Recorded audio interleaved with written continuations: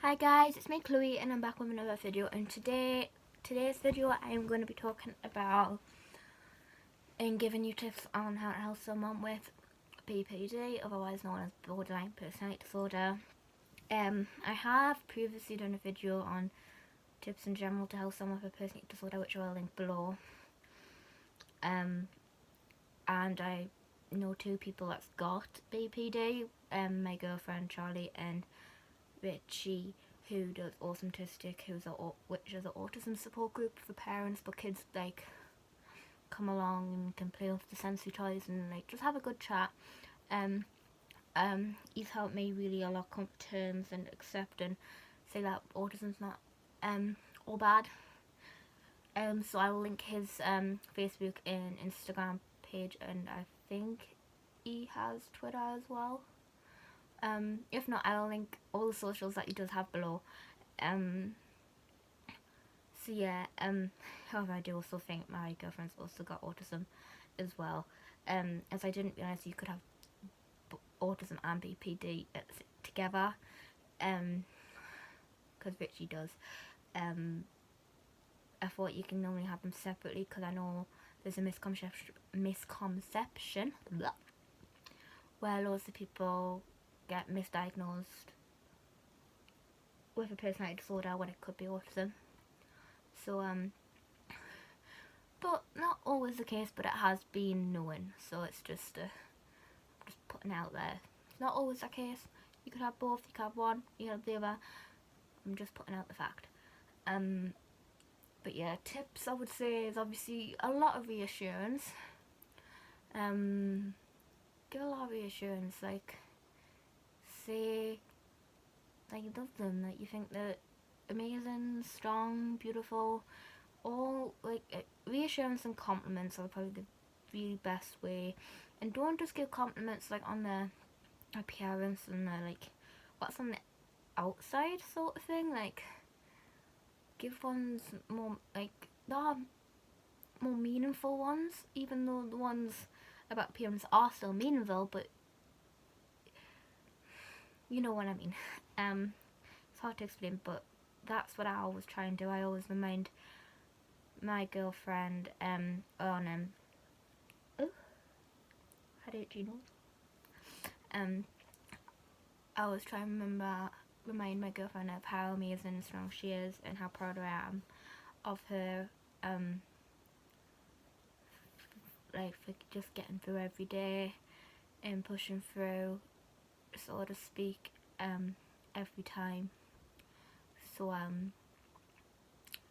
yeah, and obviously depending on the person, the person might need more reassurance or not as much, depending on what they've been through as well. Like if they've been through any sort of trauma in past relationships, or whether that be friendships, physical intimate relationships, or family members as well, it can really do damage to your mental health.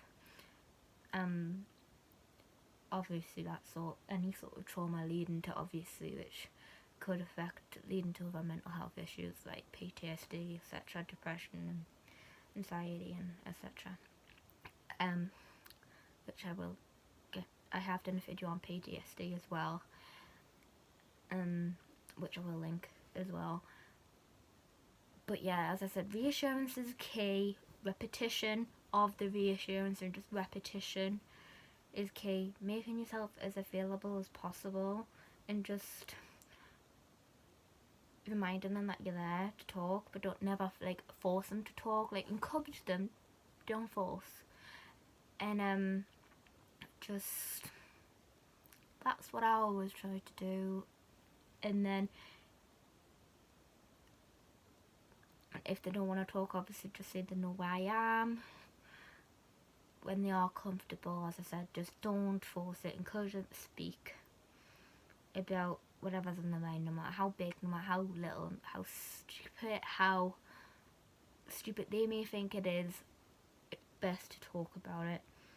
And even if it's something they have previously told you about, but it's just been bugging them on the mind, it's always best to get it off your mind, off your chest, whether that's by physically talking to someone, FaceTime, calling, texting, even voice messages, or there's obviously services that you could text or ring to, or emailing someone, or you could always do a diary, a mood journal. I mean, I know I bullet journal, and I did ages ago keep track of my mood. So yeah, just advice. That's like some of the best advice that you could do for them, sort of thing. Like, just remind them that you're there. Remind them of their strengths, and remind them that you're there and that you're not going anywhere, despite that other people may have said the same thing and proved wrong. Just as I said, reassurance and repetition. Really drill it in, and just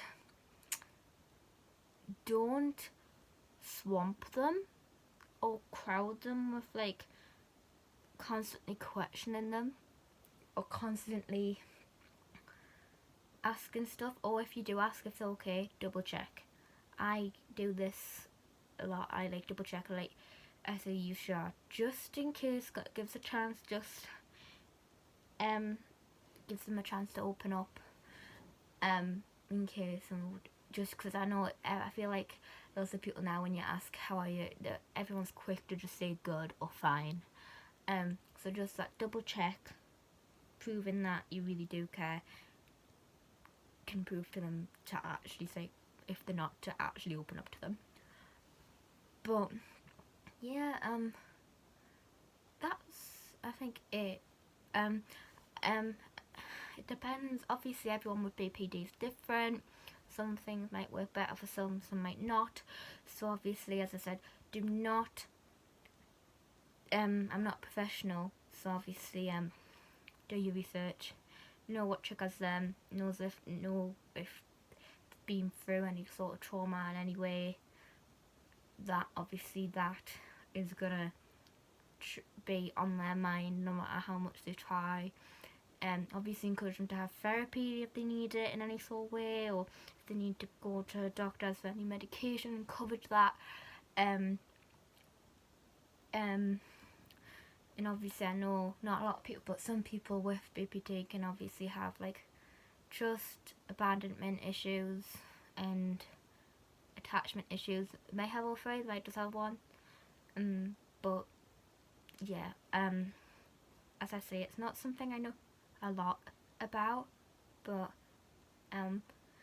yeah, I was gonna go sneeze there, that's why I went. But yeah, it's not something I know a lot about, but I am like educating myself and learning more each day. And obviously I know like how quick the moods can change, like, and how easily triggered they could be sometimes, like by just like maybe a joke. Like, they could take it the wrong way, which I understand that perfectly, because people with autism don't always take well to jokes and sarcasm, so I can understand that perfectly. But yeah, I'm gonna stop talking now. So I hope you like this video. Please remember to subscribe, comment what you think or any video ideas, and hit the bell so you don't miss a video. And until next time, peace. Bye.